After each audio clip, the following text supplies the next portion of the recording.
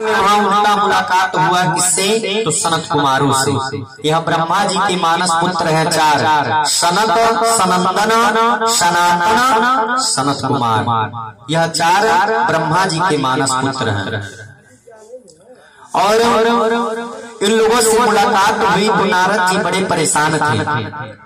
जब सनत कुमारों ने देखा तो पूछा कि भगवान के दास हो फिर भी इतने उदास हो क्यों, क्या हुआ?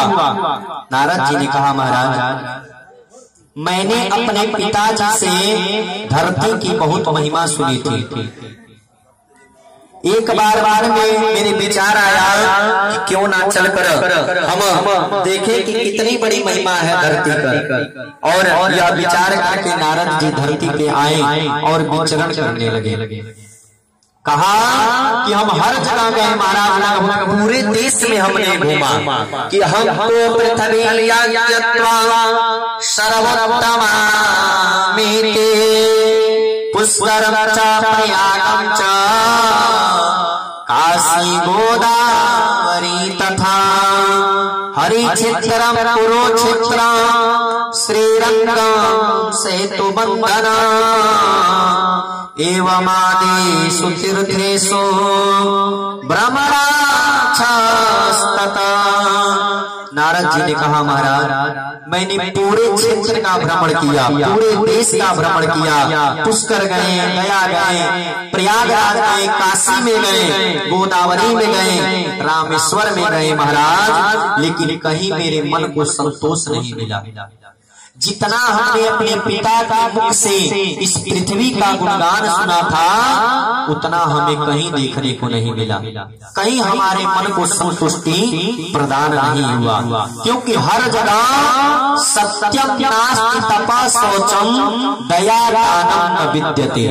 हर जगह कहीं भी न सत्य है, न तप है, न विद्या है, न दान है, न शुद्धता है महाराज। हर जगह अत्याचार बढ़ता जा रहा है, चारों तरफ अशांतियां फैलती जा रही हैं। कलयुग, क्योंकि धरती पे था तो कलयुग था। उस समय कलयुग के प्रभाव के कारण लोग आलसी होते जा रहे थे और सभी लोग अत्याचारी होते जाते थे। जो भी माता थी अपने बच्चों को बस अपने पेट भरने की शिक्षा देती थी। जो भी नारी थे वो भी अपने स्वभाव को चरित्रहीनता बढ़ाती जा रही थी। सभी लोग गृहस्थ की ऊंची ऊंची, जो सन्यासी थे ऊंचे ऊंचे महल बना के रखे थे। घर के जो सलाहकार थे साले बन गए थे। हर तरफ अत्याचार बढ़ता जा रहा था। नारद जी ने कहा, महाराज जब मैं वहां गया तब उस स्त्री ने मुझसे पूछा। आगे बढ़े और जाकर जमुना जी के किनारे जब मैं गया तो वहां देखा कि एक युवान स्त्री दो वृद्धा पुरुष के साथ विलाप कर रही है। मैं जाकर वहां पूछा कि तुम कौन हो और यह पुरुष कौन है? तो उस स्त्री ने कहा कि अहम भक्ते इमो तनयो मतो ज्ञान वैराग्य नामानो कालयोगे नजर जरो। महाराज मैं भक्ति हूँ और यह जो पुरुष हैं ये मेरे पुत्र हैं ज्ञान और वैराग्य। दक्षिण भारत में मेरा जन्म हुआ है, कर्नाटक में मैं पली बड़ी हूँ और महाराष्ट्र में आई तो महाराज मैं यहाँ वृद्धा हो गई। लेकिन मैं गुजरात में जब गई तो बूढ़ी हुई, लेकिन भारत जब वृंदावन में आई तो मैं युवान हो गई। लेकिन यह जो मेरे दो पुत्र हैं यह अचेत के अचेत ही पड़े रह गए, यह नौजवान नहीं हो सके। हे महाराज आप तीनों लोक के ज्ञाता हैं। भक्ति मैया नारद जी से कह रही हैं कि आप तीनों लोक के ज्ञाता हैं। कृपया करके महाराज आप ऐसा कृपा करिए, आप ही बताइए कि किन कारणों से यह मेरे दोनों पुरुष जो है पुत्र अचेत पड़े हुए हैं, क्या बात है? नारद जी ने कहा, मैया यह सारा प्रभाव जो है कलयुग का है। कलयुग के प्रभाव से आपके बच्चे ज्ञान वैराग्य को मूर्छा आई है और यह मूर्छित पड़े हैं। लेकिन आप वृंदावन में इसलिए आप युवान हो गई क्योंकि यहाँ भक्ति है और भक्ति के कारण आप यहाँ युवान हो गई, नहीं तो आप भी अपने पुत्रों के ही जैसी मूर्छित पड़ी रहती। मैया ने पूछा, महाराज क्या कलयुग इतना बुरा है? अगर कलयुग इतना बुरा है तो राजा परीक्षित के ही तो शासन काल में आया था, तो क्यों नहीं राजा परीक्षित इसे मार दिए? नारद जी ने कहा, मैया राजा परीक्षित संत थे, उन्होंने तो कलयुग की अच्छाइयों को देखा, बुराइयां कहाँ देखी? क्योंकि मैया संत लोग जो होते हैं अच्छाइयों को देखते हैं। संत कौन होता है? जो बुराइयों में से अच्छाइयों को ढूंढ निकाले वही संत होते हैं। एक बार एक महात्मा गंगा जी में स्नान करने गए। जब गंगा जी में स्नान करके निकले तो बाहर कुछ बच्चे खेल रहे थे, और जब वहीं स्नान करके तट पे आए बाहर, तब तक उसमें से एक बालक उस महात्मा के ऊपर बालू फेंक दिया। महात्मा जी ने बिना कुछ कहे जाकर पुनः फिर गंगा जी में स्नान किए। स्नान करके पुनः जब फिर बाहर आए, फिर एक बालक ने महात्मा जी के ऊपर बालू फेंक दिया। ऐसे करते करते 100 बार महात्मा जी ने गंगा जी में स्नान कर लिया। जब 100वां बार स्नान करके निकले तो वहीं किनारे एक व्यक्ति था, महात्मा जी से कहा, महाराज तभी से यह बालक आपको परेशान कर रहे हैं, आप क्यों नहीं इस बालक को डांट रहे हैं, क्यों नहीं बोल रहे हैं, समझा रहे हैं? तो महात्मा जी ने कहा, महाराज आज इतनी बड़ी कृपा है भगवान की, इस बालक के माध्यम से ही हमें गंगा जी का 100 बार स्नान करने का अवसर मिल गया। बताइए, महात्मा जी ने उस बुराई में भी अच्छाइयों को ढूंढ लिया कि इस भगवान की कितनी बड़ी कृपा है कि आज इस बालक के माध्यम से हमें गंगा जी में 100 बार स्नान करने का अवसर मिल गया। तो संत वो होते हैं जो बुराइयों में भी अच्छाइयों को ढूंढ ले। तो राजा परीक्षित महान संत थे, उन्होंने कलयुग की बुराइयों को छोड़कर अच्छाइयों को देखा। क्या देखा? कि कलयुग के वाला नाम धारा सुमेरे नारा उतरा कि महाराज कलयुग में एक इतनी बड़ी अच्छाइयां हैं कि अपने घर में रहकर, अपने परिवार में रहकर बस प्रभु के नाम का संकीर्तन करके अपने इस भवसागर से अपने नैया को पार कर सकते हैं। त्रेता द्वापर सतयुग था तो कई हजार वर्ष तप करना पड़ता था, यज्ञ करना पड़ता था महाराज, तब जाकर ऐसा अवसर मिलता था। लेकिन कलयुग में बस प्रभु का नाम लेकर हम ऐसा अवसर पा सकते हैं। इतना बड़ी अच्छाइयां हैं। तो राजा परीक्षित ने कलयुग के अच्छाइयों को देखा। महाराज मैया राजा परीक्षित ने सोचा लाख बुराई है, लेकिन कम से कम एक अच्छाई तो यह है, अगर मनुष्य विश्वास करे तो कलयुग के समान कोई युग नहीं है। हमारा आप लोग बात मत करिए। इस युग में इंसान बिना परिश्रम के संसार रूपी समुद्र से तर जाता है। इसीलिए राजा परीक्षित ने कलयुग को मारा नहीं। लेकिन मैया आप चिंता मत करो, इन बच्चों को मैं स्वस्थ अवश्य करूंगा। और यह कहकर नारद जी ने गीता का पाठ किया, वेद का पाठ किया, वेदांत का पाठ किया, गीता का बार बार 1000 बार पाठ किया, लेकिन ज्ञान वैराग्य टस से मस नहीं हुए महाराज। तब नारद जी को चिंता हुई, मैंने तो कह दिया कि लेकिन इधर तो कोई फर्क ही नहीं पड़ रहा है। तब आकाशवाणी हुआ कि नारद जी सत्कर्म करिए। तब वह बोले, अब क्या करूं? 1000 बार गीता का पाठ किया, वेद वेदांत का पाठ किया, अब कैसा सत्कर्म करूं? अब कौन सा सत्कर्म बाकी रह गया है? यह कोई तब आकाशवाणी से आवाज आया कि आपको यह कोई संत ही बताएगा। तब नारद जी जाने लगे।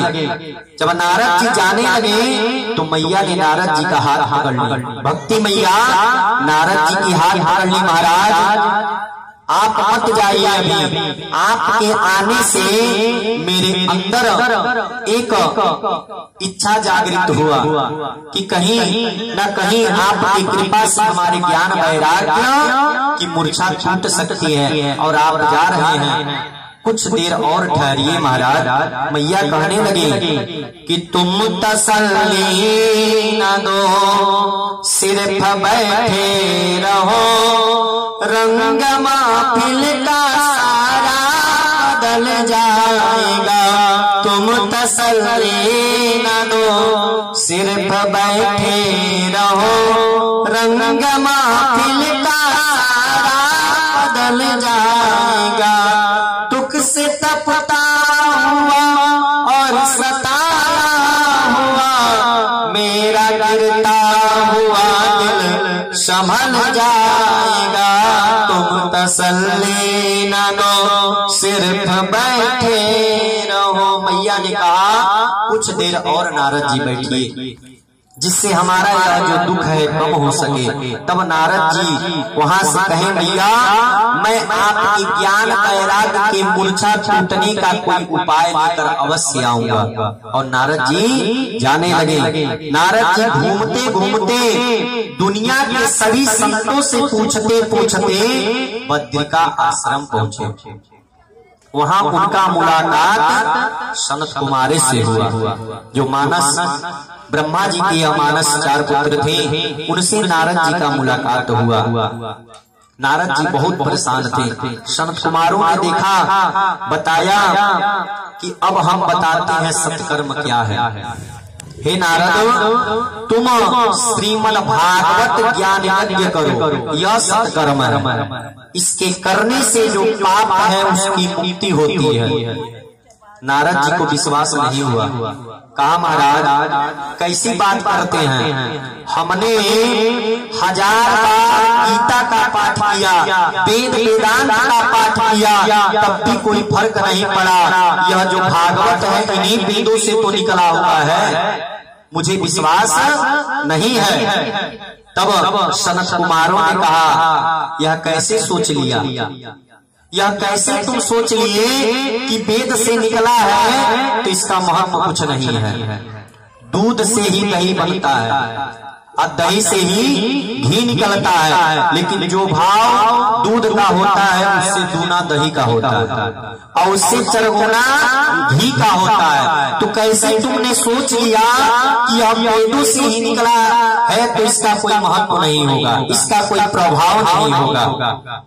यह निकला जरूर वेदों से है, लेकिन भागवत की अपनी महिमा है, भागवत की अपनी महिमा है। नारद जी बोले महाराज अब पता चला कि किताब पढ़ के लोग पंडित बन सकते हैं, किताब पढ़कर लोग पंडित बन सकते हैं, लेकिन ज्ञान तो आप जैसे संतों के बीच में ही रहने से मिलेगा। महाराज यह अब पता चला कि बिनु सत्संगा विवेका होई,